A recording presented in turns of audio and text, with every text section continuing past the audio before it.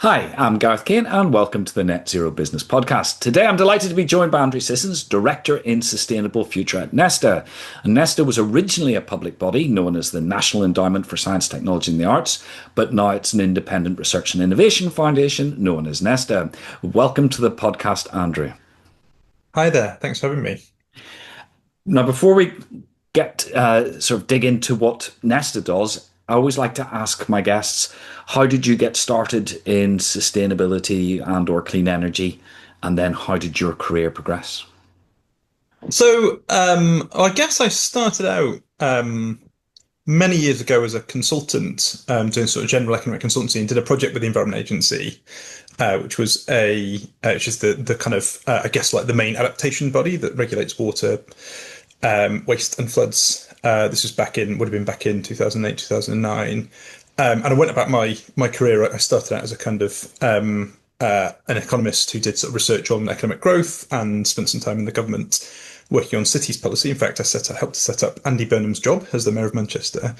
And then in 2016, a job came up at the Environment Agency, which I'd previously consulted for as to be in charge of their economics and social sciences teams, which I jumped at. And since then, I've worked in climate sustainability. So I worked for the Environment Agency covering economics and quite a lot of funding work, and basically covered everything that wasn't everything climate change related that wasn't emissions reduction. So everything to do with floods, droughts, water quality, nature was my brief. And it was a sort of eye-opening experience in understanding the many impacts that climate change is already having on the country and will continue to have.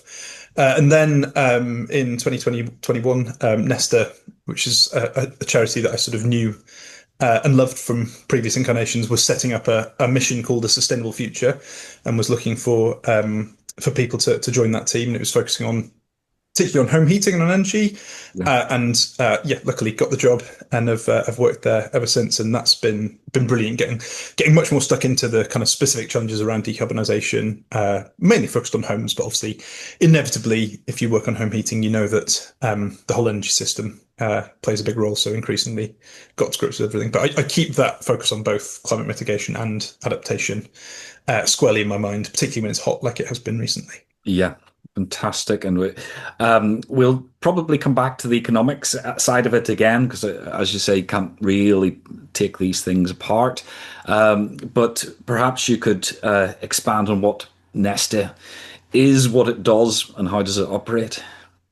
Yeah, so NESTA is nowadays a charity. It was created by an endowment, I think, during the 1997 election. There's a story about it being kind of decided in the back of a taxi between various New Labour figures, but it was set up as an endowment, so a pot of money from the National Lottery Fund that was put aside to be an endowment for science, technology, and the arts. And it's been through NESTA has done various jobs. Basically, the brief is to try and promote innovation in the UK and around the world at various guises. And NESTA's been through various kind of iterations and guises as it learnt about where it can make the biggest impact and how it can kind of change people's lives for the better. It became a charity in 2012 after the sort of 2010, the new kind of coalition government came in, and there was a sort of effort to, I think it was called the bonfire of the Quangos at the time. So NESTA was, I guess, a Quango and then became an independent charity. And just if I could interrupt for a second for our international audience, a Quango is a quasi-autonomous, non-governmental organisation, which sort of means half in government, half out, sort of. That's right. So it was yes, Quango is a sort of dirty word in British politics, but there are an awful lot of Quangos. But so NESTA has been a charity, and since our current chief executive Ravi Gurumurthy took up the reins in 2020. What we've done is we've focused on 3 missions. So rather than sort of spread across the whole of innovation, we've decided to focus what we have on 3 topics that we think are kind of some of the biggest challenges facing society. So those are healthy life, which particularly focuses on obesity and trying to halve the rate of obesity by 2030. A fairer start is the second one, which focuses on educational outcomes before children go to school. So the kind of concept of school readiness and trying to close the great inequalities that open up in the first years of a child's life, and the third is a sustainable future, which is the one I work in. And our goal is to reduce carbon emissions from UK homes by 30% by 2030, which seemed highly achievable when we started out in 2020, 2021, is looking a little bit more difficult these days. But that's what we do. And basically, we're in the very privileged position of having this sort of source of endowment funding, which gives Nesta an income to operate off. And what we do is we try to put that to the best possible use, trying to fill gaps that basically no one else in the system can fill. So neither governments nor the private sector, trying to not get in others' way, but to be useful. And what we basically do is we have a range of people from different backgrounds, such as designers, data scientists, behavioral scientists. And we basically try to combine those skills to take different perspectives on problems. See, in home heating, there are many, many problems. And we look to sort of to focus particularly on the sort of people-shaped challenges. So a lot of work on energy and climate change is very technical. It doesn't always have a great theory of the person in the home who's taking the decision. And so what a big part of our kind of sales pitch, I guess, it's not a sales pitch, but a big part of what we do and what we specialize in is understanding how people work, the decisions people really take, whether that is a householder thinking about buying a heat pump or thinking about switching to a time of use tariff, or whether it's an installer thinking of switching from gas boilers to heat pumps. That's that kind of people focused angle is at the core of what we do, and that's we talk about ourselves as being a kind of social innovation agency. So a lot of our focus these days is on that sort of social people side of things.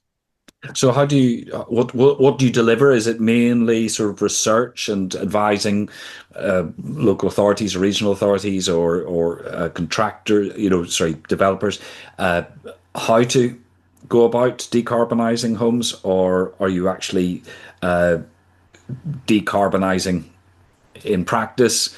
How does it work?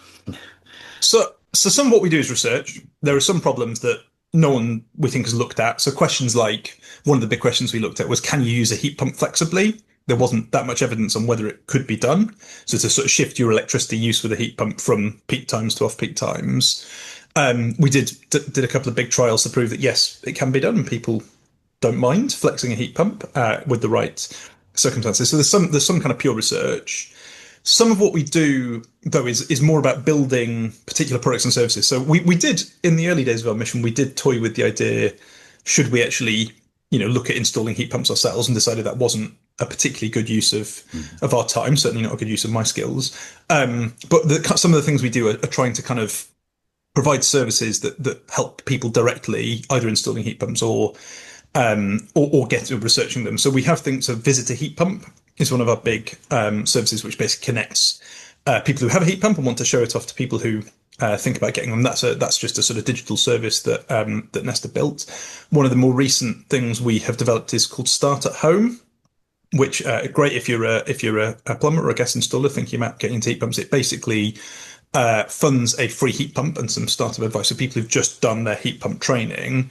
And the idea is that you can install it at home. So as a gas engineer or plumber, you can have the opportunity to install it at home with a bit of help from one of a number of different schemes, and that helps to give you the confidence to really get going. But it then means that when you go out and speak to customers who might say, "Oh, I'm interested in the heat pump," you can say not only, "Oh yes, I understand them," but actually, I've got one in my own home and I can see how it works, and I therefore know how to do it. So it's some of those kind of schemes where we look for kind of, things gaps in the market, things that would really help, but which aren't really within the gift of anyone else to do. And then the other thing we do is increasingly we do a lot of work with government on policy. So that's the UK government, but also the Scottish and Welsh governments, trying to help them basically work through the very complex challenges of heat policy and some increasingly energy policy, and trying to provide advice, which we can kind of do quite deep research and analysis and some novel testing methods to try and find out how is actually, if you've got this policy problem, what actually could work to solve it, what are the best ways to deliver it, and trying to kind of provide that advice, which we hope is starting to pay off. Yeah. One of the issues with heat pumps is that it's a relatively mature technology, so we're not seeing the cost reductions that we're seeing in solar batteries, even EVs. So, have you had any success in addressing how to deal with the capital costs of the technology? So our view on the affordability of heat pumps, affordability is clearly a key issue. Our view on it is that the upfront cost might come down a bit, but it's not going to fall dramatically because partly because, as you say, heat pumps are quite mature, but partly because an awful lot of the work that goes into a heat pump installation is the installation. Both the cost of the pipes and the hot water tank and other things, but also the labour. It's often a kind of 1 week or more job in a lot of homes. And yes, there are things we can do to try and streamline that and trim it down, but it's not the kind of thing that you can take. I remember in 2021, the UK government had a goal to halve the cost of a heat pump installation by 2030. We never thought that was likely to be possible. Certainly not in most homes. And so I think the reality is the upfront cost of heat pumps will always be a little higher than for gas boilers. And I think you have to be careful. It's very different to an electric vehicle where that is all mass produced and you can make great synergies through the process. A heat pump is a bespoke installation, and actually it's the installation in your home that really matters. So I think you have to accept, yes, the upfront cost is always going to be a bit higher. On the flip side, there is lots of scope to save people a lot of money on their energy bills with a heat pump because they use sort of 3, 4 or more times less energy than a boiler. The challenge, and this is well worn, is that electricity is at least 4 times more expensive than gas most of the time. In fact, from July, it'll go down to 3.6 times more expensive, but for the most part, it is too expensive. And the model we see working effectively is one where electricity gets cheaper, people save on their energy bills, that helps them to pay back through a kind of various finance options, the upfront cost, and they end up equally well off each month, whether they have a gas boiler or a heat pump. And all of the kind of modelling we do on affordability is based on this idea of kind of a equivalent whole life cost. So if you account for the upfront cost and the energy bill, is a heat pump the same or cheaper as a gas boiler is the goal. But to do that, the thing you need above everything else is cheaper electricity relative to gas. And because because Great Britain doesn't have that, unlike most other European countries, it means that the heat pump still is quite a difficult financial proposition. And so without cheaper electricity, it is a lot harder to make the economics of heat pumps stack up, sadly, which is why we focus so much on cheaper electricity. Yeah. I'll come on to electricity in a second. But just one last thing on heat pumps, I suppose, is inspired by the fact that much of Europe's been under a heat dome for the last couple of weeks, and the question of air conditioning is raised its head in the UK for the first time I've seen in a long time, and it's got a bit culture war-y with alleging there's a ban on air conditioning, which there isn't. But now heat pumps can work because they're the same technology in a fridge. They can work to cool as well as heat. Is that another level of complexity on top of just trying to heat homes, or is there scope for future-proofing the UK by saying, okay, you're not only getting heat during the winter here, you're getting cooling during the summer? Yeah, so it is true that heat pumps can cool as well as heat, but there is a quirk depending on whether you are talking about a wet heat pump system, so one with radiators or underfloor heating, or an air-based heating system, which is often known as air conditioning. So classic myth, which I've been talking about a lot over the last few weeks, is that air conditioning is almost always an air-to-air heat pump in a British context. Now, in British homes, it's these wet systems that predominate, and it is possible to cool with a wet system. They can reverse, but there's a problem with condensation if you have radiators. Now, if you have underfloor heating, you can cool with the right setup. With radiators, it's a bit more challenging. There are also these things called fan coils, which can sort of convert some of the effect of a heat pump into sort of some cooling. So there are setups there, and we think that's a really attractive option to be able to say to people, this isn't just a like-for-like swap with your gas boiler. This is actually a system that can add cooling. Is great, but there is this challenge with the wet systems that the cooling is a little bit more complicated. With an air-based system, there is no problem at all. You can set the thermostat on the heat pump to the target temperature to 16 degrees or to 30 degrees. You can get heating or cooling. It works perfectly well. And that's what many kind of UK businesses, offices, shopping centres have, that kind of, air to air heat pump heating and cooling. The challenges in UK homes, they've been almost discouraged until recently. You did need planning permission to get any kind of heat pump that could cool as well as heat. And that's thankfully changing, but we think there is a need to culturally shift towards a world where actually you accept these air-based systems in a lot of homes. And they're particularly good, we think, for smaller homes, for flats, which are often in places that get the hottest and so need the cooling the most. So the idea of saying actually to a lot of people, the best system for your home is not to replace your gas boiler with radiators, but to get this sort of air-based, fan-based system, we think is something that, and the government is trying to push towards this. We think it's a slight cultural shift in how Britain approaches heat and cooling, which we think could really help. And actually, there are plenty of countries where these air-based systems are the norm, including in Scandinavia, which has loads of heat pumps and is pretty cold. So we think that kind of balance between the different types of heat pump is important to get right. The challenge at the moment is it's incredibly confusing for people, and being able to give better advice on what's the best thing for your home, what are your options, is something we think is really important and plan to do more of. Yeah. And you led us on before I diverted you into that, talk about the cost of electricity. And here in the UK, we have some of the highest, if not the highest, electricity prices in the world, whether it's for industry, whether it's for domestic consumers. And almost on a daily basis, maybe every other day, I hear some media pundit say, we have high energy costs because of net zero. So here's your challenge. I want you to unpick this from first principles. Why do we have such high energy costs? How is it related, if at all, to renewables? And how can we make energy cheaper for either consumers or business? Okay, so I'll walk through this step by step.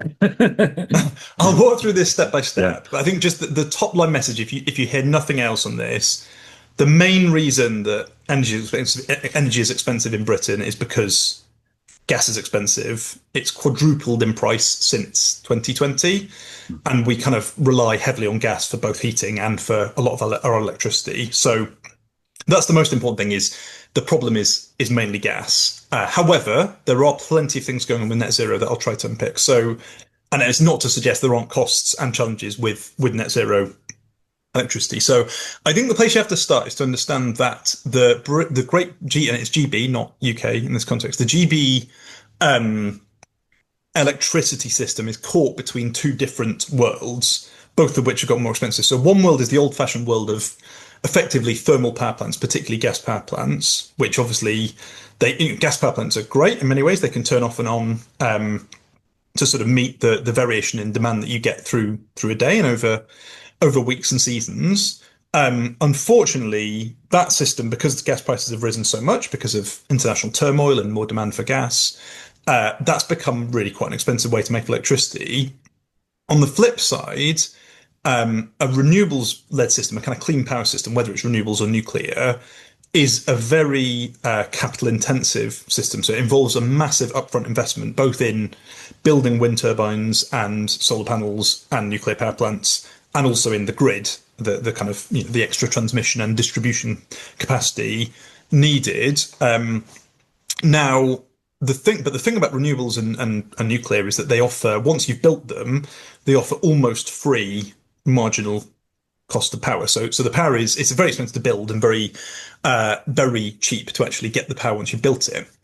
And the problem we've got is that we are caught in between these two systems where the gas system relies on burning this very expensive gas, and it sets the price of wholesale power quite a lot of the time, which while it isn't everything, it has helped to push up the cost of electricity. Mm-hmm.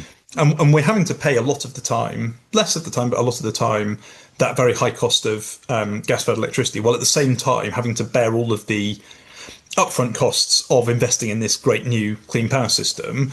And on top of that, we're also having to front load a lot of the investment. So we're building a lot of grid capacity now it's costing us money now. We're building nuclear power plants now, which aren't really going to benefit us for another 10 years. So all of those things have come together to mean that your energy bill has both quite high costs of gas and quite high costs of investing in this kind of future system that will be better. And when you're caught in both worlds, as Britain is, there's nowhere else for it really to go. Well, it can either go to the taxpayer and the Treasury, or it can go onto your energy bill. And we've put most of it onto your energy bill. And that's why bills are so high. And so, this idea that sort of it's all net zero is completely overlooks this gas-based system and overlooks the fact that what we're trying to do is to move away from a fossil fuel system towards a clean energy one that should work more smoothly. The way out of this trap is pretty obviously to move towards a completely clean power system where you still have the upfront costs, but where the power is very cheap and where you can manage that system. There are still a lot of challenges in that system. There are still higher costs of balancing the grid and managing intermittency. All of these things are well known to energy wonks. There's no, there's no one is surprised when there are ups and downs in wind and solar outputs.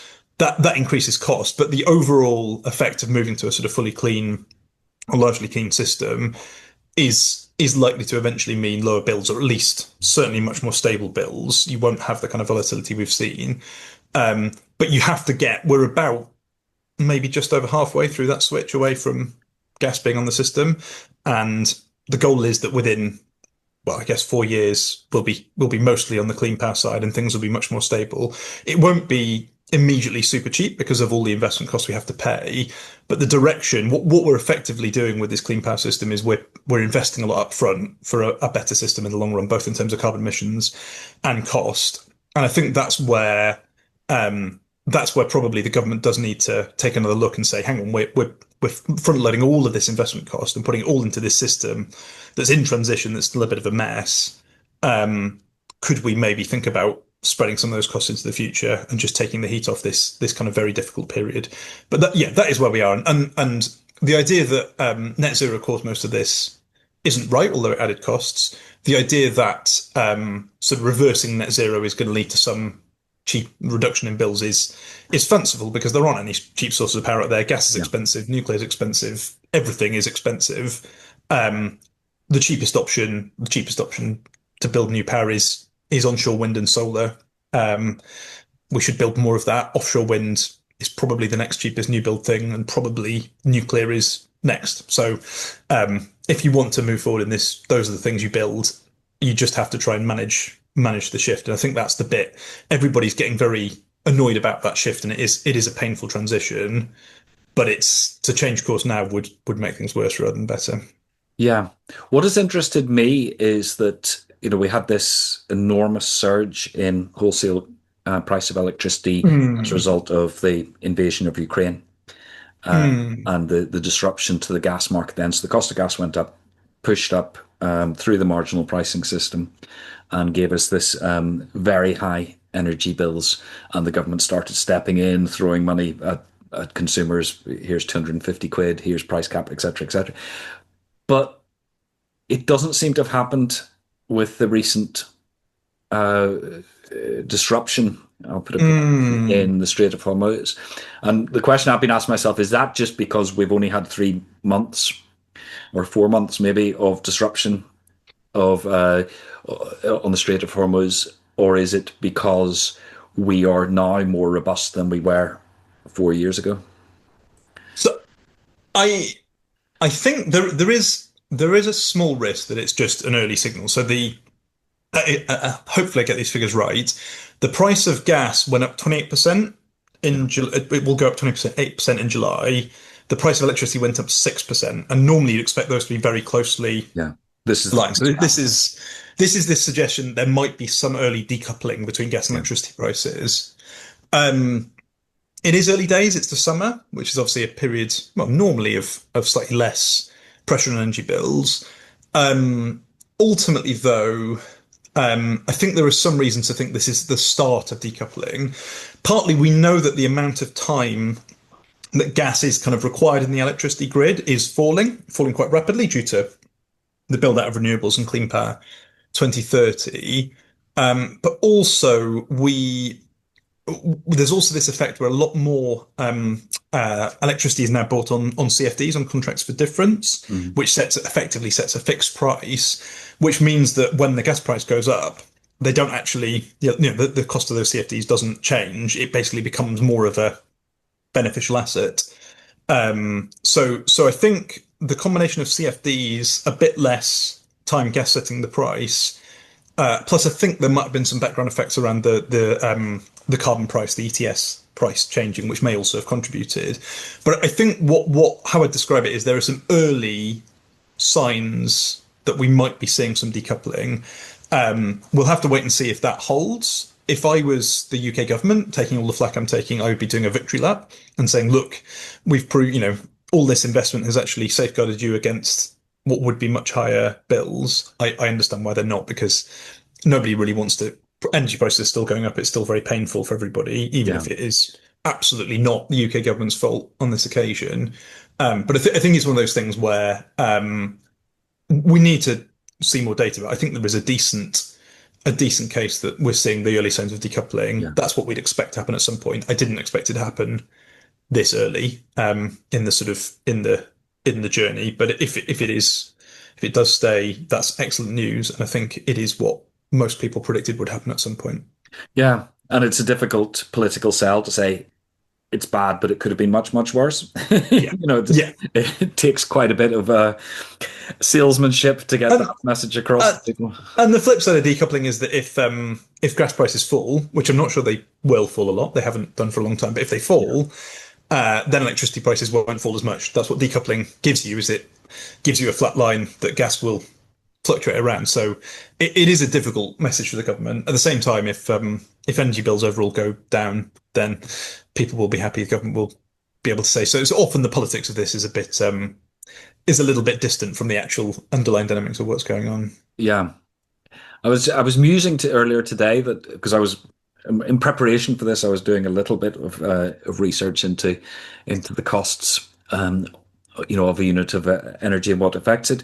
And what struck me is that all this stuff about the infrastructure we've been talking about as we move to more electrification, it's changing a huge amount of infrastructure, and I'm not sure many people understand all that. That you can, if you want to install a large heat pump on a block of flats or something, it can take years to get a connection to the grid.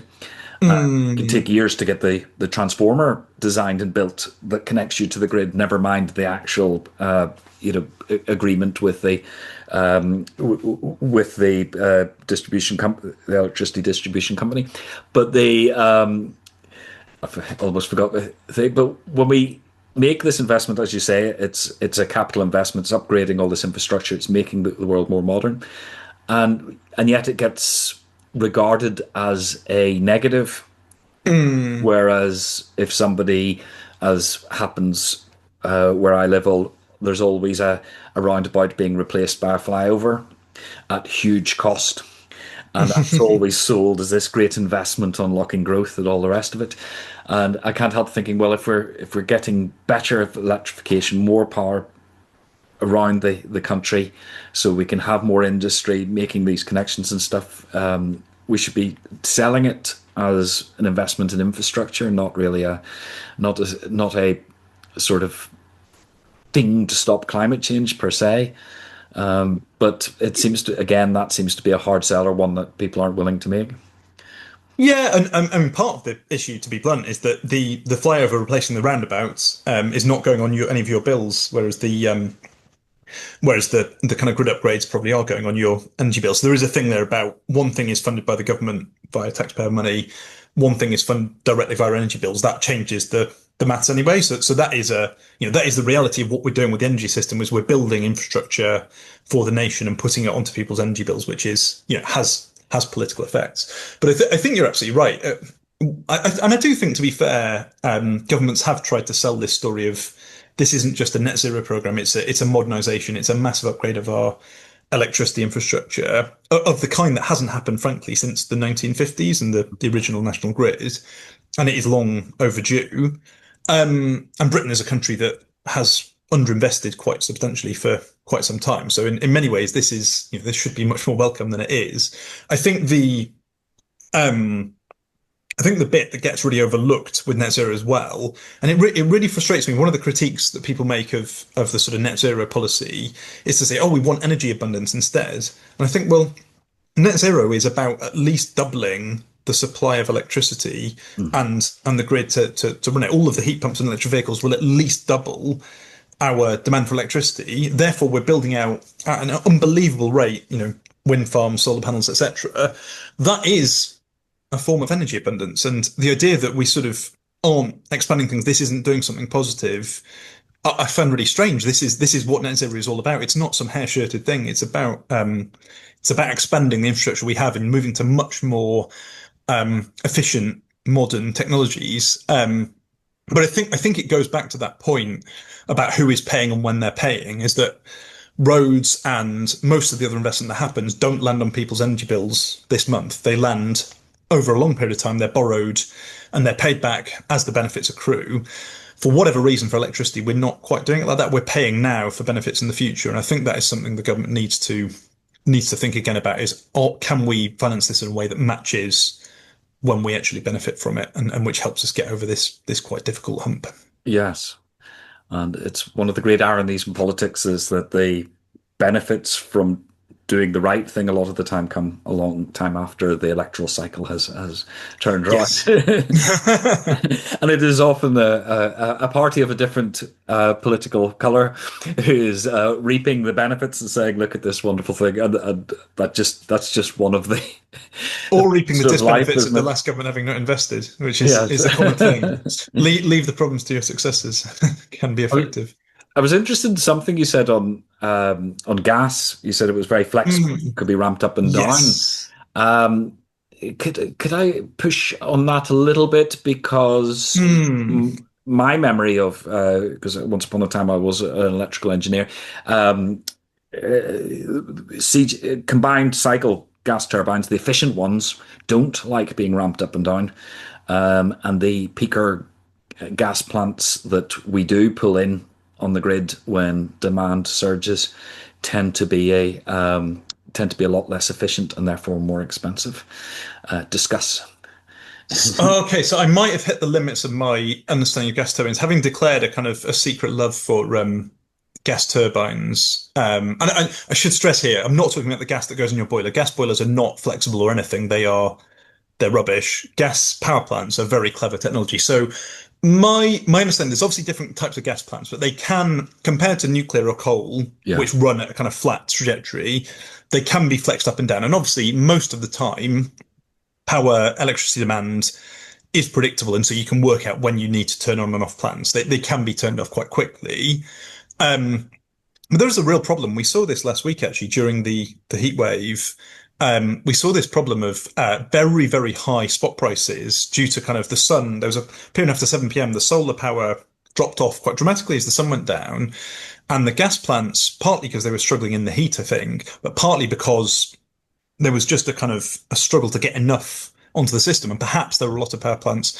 I don't know if some of them were seeing the scope for very high prices and saying, right, we're seeing a gold rush here. But you do have this problem sometimes where the gas power plants have a lot of, we call market power, and can potentially, yes, they're expensive to turn on, but sometimes they really can ramp up prices. And I think that's something that is a source of concern, because we are going to need gas power plants to fill gaps in renewables for quite a long time to come. And it really shouldn't be causing that much pressure on the system. So I can't tell you exactly what types of gas power plants. My understanding is that a lot of the more modern ones are pretty good at filling gaps, but there is certainly a challenge in the mix, particularly as some of the gas power plant stock gets older. There is certainly a challenge that we have periods when NESO thinks that it can turn on the gas taps, it can't quite as well as it thinks, or it has to pay a lot for it. And that is a definite concern that I'm sure a lot of people will be taking very seriously. Yeah. And in a lot of parts of the world, we are now seeing battery storage shifting that daytime solar onto that evening demand when everybody sticks on their oven or starts boiling water for the pasta, whatever. But current technologies, as I understand, my understanding of batteries don't push it on into the night. But are you looking at, in the work you're doing, going back to NESTA, with heat pumps, sort of combining batteries into the system, or are you looking at the grid providing that rather than on a sort of house by house basis? Yeah, that's a really good question. This is something we're kind of actively exploring and updating our priors on. So I think grid batteries and long duration storage are really important. That's going to be needed, whatever. And it's obviously being built at, as I understand it, quite a decent clip. Um, I think in terms of the home, there's probably three things. So the first is that there's a lot of solar, that we've really had a big breakthrough in rooftop solar, perhaps not surprisingly with high prices. The challenge is that solar panels on their own, don't help the system that much. They're very good for the homeowners who get cheap power during the day, but they're very good paired with the battery. So I think solar plus batteries is a kind of choice where the economics might not stack up perfectly for every homeowner, but the government trying to say, if you get solar, get a battery, is a very good sell. So one thing is the rooftop solar point. The second, I guess, is just being able to tap in. Obviously, um, grid scale batteries can do a lot of this job, but there is a challenge for homeowners that what if it's on the grid, it attracts this quite high fixed cost that we currently have because of all the investment. So there's always a challenge that there was always a temptation to say, still is a temptation to say, we don't need home level batteries or home level solar because the grid can do all of that. But there is a reality that the grid gets quite badly outcompeted because of all of its fixed costs by people doing their own thing. And so I do think, while the case for batteries in homes is it's a bit complicated, it's not really easy to prove in the way that it is for solar. I do think the kind of appeal of home batteries is there, and I think in general, the more batteries that are on the system that are being used properly, whether they are at grid scale, on walls and homes, or in people's vehicles, it's Yeah. generally going to be beneficial on the battery side. The third bit, which I think is probably the most important bit of all, and which I think is just still being massively under discussed, is the role of time of use tariffs Mm. and flexibility. You don't need a battery to flex it. It helps. It's obviously brilliant, but you can flex quite a bit. And crucially, this is the bit that I think hasn't really cut through, is that people can save quite a lot of money with time of use tariffs, even if you don't have a battery. It's particularly the case if you have a heat pump. And obviously, if you have an electric vehicle, people already know that charging overnight saves you a fortune. But the uptake of time of use tariffs, of these tariffs that take advantage of, basically you avoiding the 4 to 7 p.m. peak in the evening, that there are some really big savings that could be had. And if we were to use this more smartly and encourage more people just to be a little bit aware of energy use or to automate things such that they draw at cheaper times, I think there are some really big savings both for the grid and for consumers that are there to be had. And this is something we really want to push more. It's true for, I think, most households, even if they don't have many electric technologies, but it's particularly true if you have an EV, a heat pump, and perhaps solar and batteries. You can get very cheap electricity if you're able to flex the time and use it, or just by being on the tariff. And so I really think we as a country need to lean into this time of use phenomenon and really start to make much more effective use of electricity, because electricity it's all the same in theory, but the time at which you use it makes an enormous difference to what it costs, especially in this world of, sometimes very cheap and sometimes very scarce renewable electricity. Yeah. Yeah, you preempted my question actually, because you'd sort of pre-shadowed it anyway with the talk of at the start of our discussion about using heat pumps at different times and flexing, as is a new phrase now. It's funny because in a way this goes back to economy 7 and storage heaters, and so it's not brand new, but it seems to be extremely flexible. And I think Octopus pioneered this with a Kraken system, and then have sold that software platform out to other providers. But it's quite normal now to walk down the street and see a billboard saying, get free electricity on a Sunday, and that is quite a little revolution in itself. And Yeah. it's going to be very interesting to see how that develops. It is, but it's not that widely used. So I'm not sure about the kind of demand side flexibility events or the kind of free electricity on Sunday, but the pure kind of like I'm going to pay depending on the time I use it. I think the rates of take up are I think it's 2 or 3% of homes are on some kind of tariff, and almost all of those will have an EV or something similar.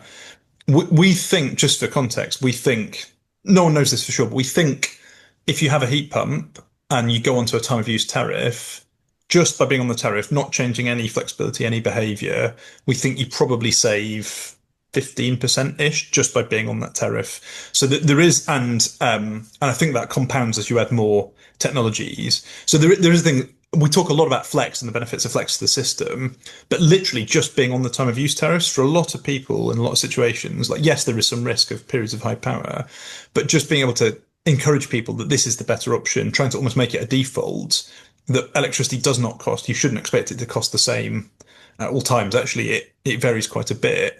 Would be a really powerful thing, and you don't need to start from, oh, we need this really complex behavior change. You should actually be able to design a system to say, this is how you save money. You sign up. This is the thing we normalize, and then all of the appliances and home energy systems get designed around that. I think that is where we really need our electricity system to head, and that's one of the bits that the kind of critics of net zero completely ignore, is that, like, yes, there are some costs and some big investment costs, but the scope for having very cheap electricity a lot of the time is enormous. Or those critics again try and make it out that this is some sort of, the government forcing you to boil your kettle at certain times of the day or something like that, which annoys me. Because I grew up, you can see the grey in the beard. I grew up at a time when if you're on the phone for a long time during the day, you got shouted at by your parents. you keep those long phone calls for the evening or the weekends because it costs us a fortune, and it was perfectly normal behavior to adapt your behavior and your timing of your behavior to costs and cost signals. So I can't see a big problem going back. You wouldn't go out for a leisurely drive at the 5 p.m. rush hour, so why would you expect to be able to sort of mainline electricity in that period? It's the same logic, isn't it?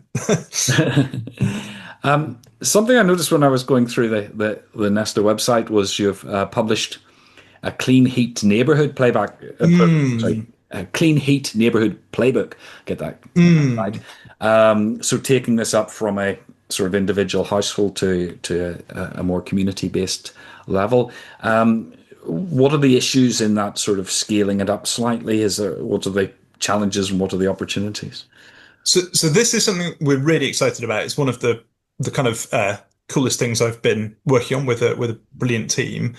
So the way it would characterize this at the moment, most of the switch to clean heating is done at an individual level. You're on your own. You have to contact a supplier, and that works well for many people.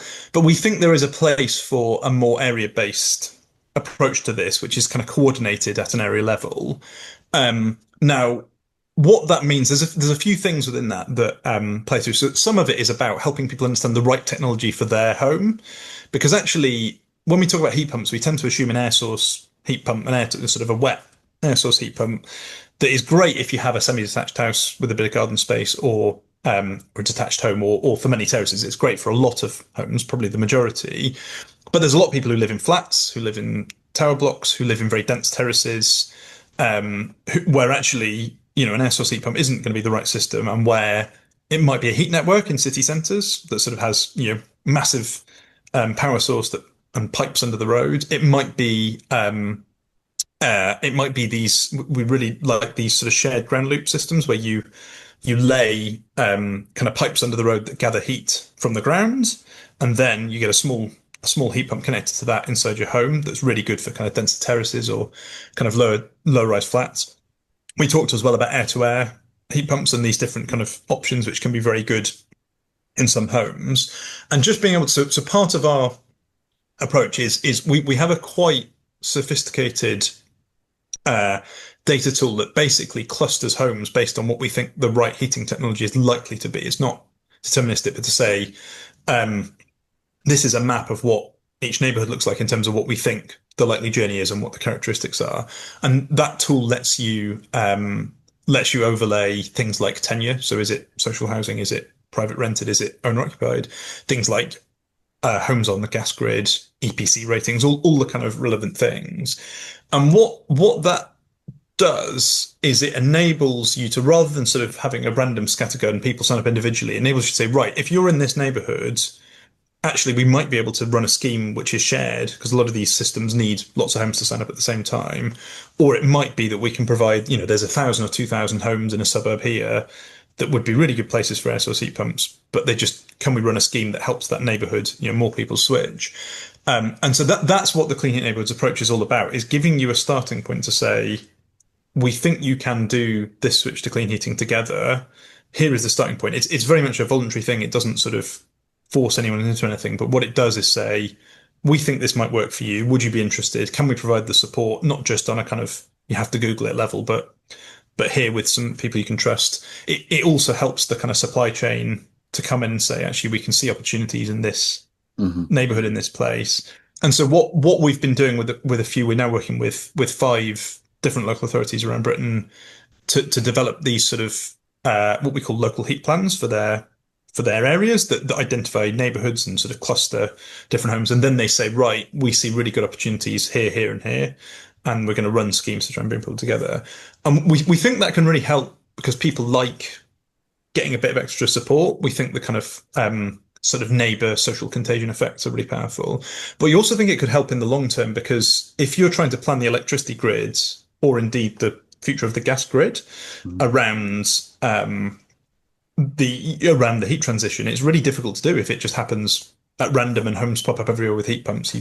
You alluded to the problem of transformers in the electricity grid. If you don't know where heat pumps are going, you don't know how to respond to it, and you get delays. Whereas if you've got this kind of idea that actually we know what's happening where, we know where takeover is, we can anticipate and sort of help people through the journey, that's a much more effective approach. And it turns what could be a very messy transition, particularly in the 2030s, where you could have some neighborhoods where the gas grid is not very well used. And do you then turn it off? What's the solution? It can turn a very messy transition into one that actually can be much more orderly, and which can include people and give them choice, but kind of choice informed by the place they live. So that's the vision for it. What our Clean Heat Neighborhoods playbook does, it kind of, we see it's effectively an approach we're trying to build up, which we see as like a next step for places that have done local area energy plans or local heat and energy efficiency strategies in Scotland. We see it as a kind of next step. And the model is this kind of very, first of all, the planning phase, identifying your opportunities, working out where you might want to go where.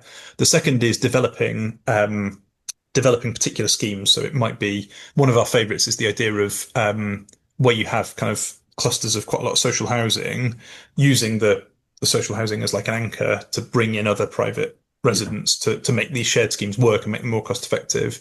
And then the third phase is delivery and trying to kind of fund and finance these things. And basically what our playbook does, we're trying to develop tools, both this kind of initial planning tool, but also advice, examples, and kind of research that helps understand exactly what works and what doesn't work, and trying to make that available so that people can go through this journey, can start planning on this kind of neighborhood basis and go through the journey. But the most important part of it is that it is there for everyone to learn, and we hope to learn from places doing it and sort of acquire the best examples and also the things that haven't worked. And I should say it's completely open source and free, so everything in there can be used. It's not kind of charged for. People can. It's all based on open data as well. So it's at as you said, there's a website, it's Clean Heat Neighborhoods Playbook.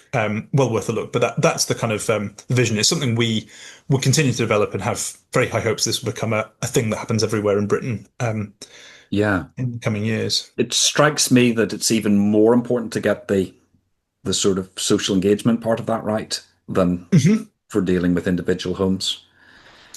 So, you mentioned at the start that the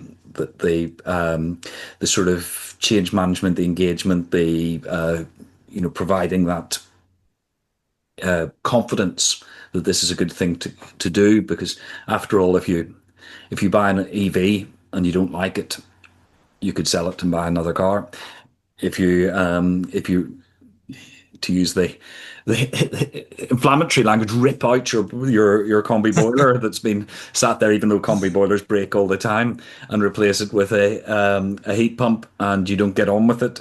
Psychologically, it just seems to me, anyway, as somebody who's in that the start of that planning process personally, that it just seems to have so much more trepidation Yeah. than other forms of technology. Yeah. And I think that's why I talked about these kind of social contagion effects.